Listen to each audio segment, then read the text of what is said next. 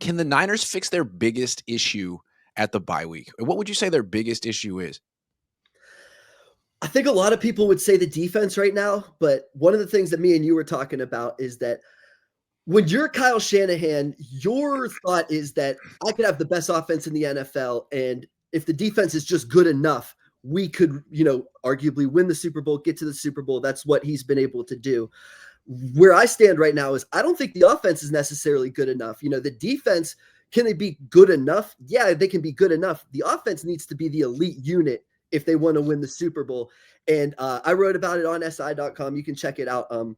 That Marcus Mosher posted it. He's on Twitter. He posted that the 49ers are like 25th in the NFL in terms of explosive plays.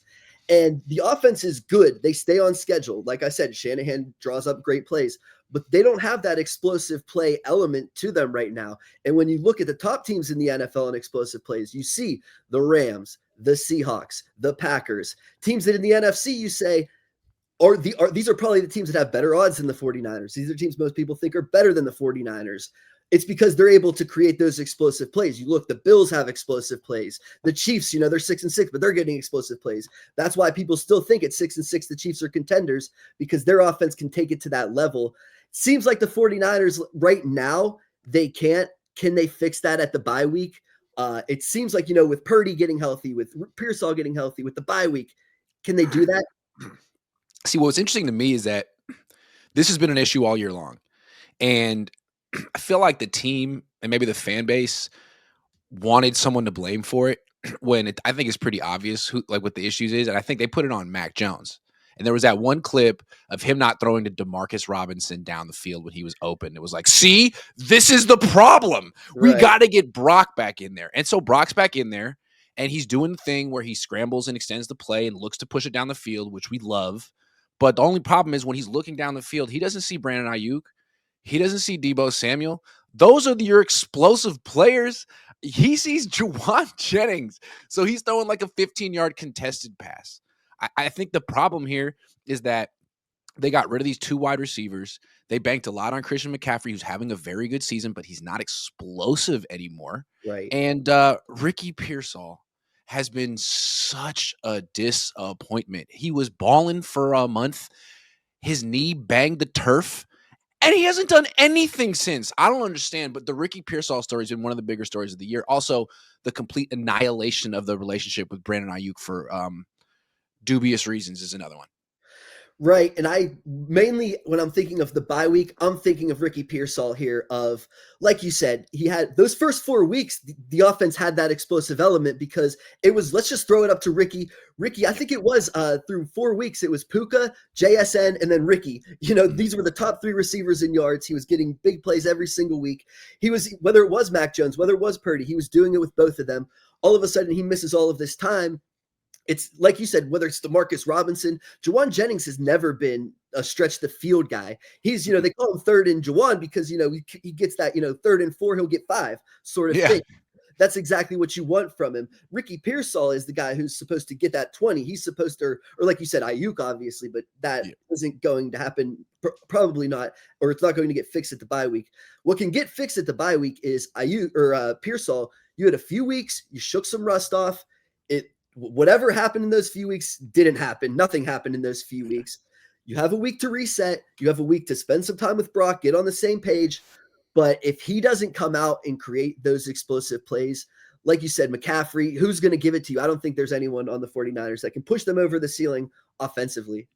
Yeah, that's so interesting. I mean, they have a lot of issues. You thought it would come down to their defense. We're going to talk about that in a minute. But really, the biggest issue to me right now is Ricky Pearsall. Where are you? You are MIA.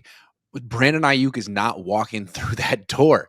It's 100% on you because it's not going to be Kendrick Bourne or Juwan Jennings. George Kittle is explosive for a tight end, but he can't stretch the field on the perimeter like that. Right. I do think it's interesting that the 49ers took such a hard line with Brandon Aiyuk, and maybe they were justified. But I think part of the reason they did it back in July is they had such high hopes for Ricky. And now, I mean, remember after their last loss against the Rams, Kittle comes out after the game. He's like, look, no, I asked him, like, do you still have Super Bowl aspirations? I forget how I phrased it. And he was like, yeah, I mean, our offense is going to be so good. And he listed reasons why. Brock's coming back, Ricky's coming back, and he said hopefully Brandon too. If they were going to be that kind of an offense, like they thought, where they could like be elite, it would have to have Brandon Aiyuk. And I mean, the Niners are acting like they still want him, and they had no choice but to take his, to void the guarantees in his contract, and they still hope he's coming back. Man, here's how you bring him back: give him the guarantees back, or some. It's not a hope; it's a negotiation. It's business. If you want him that bad, if you think he's the different, I mean, let's say they go to the NFC Championship. I don't know if they'll make it that far, and Right. they lose by 3. I mean, can't you point to this and be like, well, damn, if they had Brandon Ayuk, maybe they win. Especially, I mean, what week do you I mean, this is getting into speculation and all that, but what week do you think he could have came back if, he was on full track? Would he have been back for 2 or 3 weeks by now? That's the argument of, how soon would he have been back? And like you said, we don't know the whole story. We don't know whose side is what. We do know that, yeah, he voided the guarantees and he's essentially stopped showing up. It just doesn't seem like he's going to be a part of the team this year. And like you No. said, that's where I say that when you look at the pieces and you say, man, if Ricky's going deep and Jawan's getting those 3rd and 4s and converting them, and Kittle's a blocker and he can catch, and then you have Ayuk over the top, then you say, I don't care how bad the defense is, or I don't care if the defense gets us into a shootout. We can do this with every team. When you say without Ayuk, and you're saying, okay, that's already, now you need Pearsall to be, like I said, the next JSN, breakout. Oh, I can't believe this. If he does that, you're saying, okay, that's incredible. But without that, the offense doesn't have the necessary, tools. They will have to play that hog the football, 3 plays, convert, 3 plays, convert. We take 8-minute, 9-minute drives down the field. That's the only way this offense can win right now. And it takes so many plays without a mistake. And when you have Purdy, right now making all the mistakes that he's making, you can't win that way. So See, I want to say something before I move on, because we just really dumped on Ricky, and Ricky clearly watches the show. Big fan. Love you, Ricky. Maybe let me try to like see it from a different perspective as Ricky's attorney now. Maybe it's not, is it definitely Ricky's fault? Like, Ricky is a very specific type of wide receiver down the field. And is it a coincidence? The quarterback right right, now isn't throwing down the field so well. They tried to get it down the field against Carolina. Every time it was a pick. And a lot of those passes were intended for Ricky. So maybe from Ricky's perspective, like, hey, man, like, I'm getting open down the field. The quarterback just can't get it to me right now. Is it possible it's a little, well, it was hard to tell in the wind in Cleveland. I guess we'll right. find out against Tennessee. That's the other thing. And, to give Ricky a ton of credit too is, he's recovering from a PCL injury and he's only 2 games back. We can't Yeah. just bury the grave on him for that. He's got 4 games. And but I think the idea is that without him, it's so hard to see the future. It's not saying, oh, he hasn't done anything and they're going to fail. It's okay. If he steps up, wow, this offense could really take that step.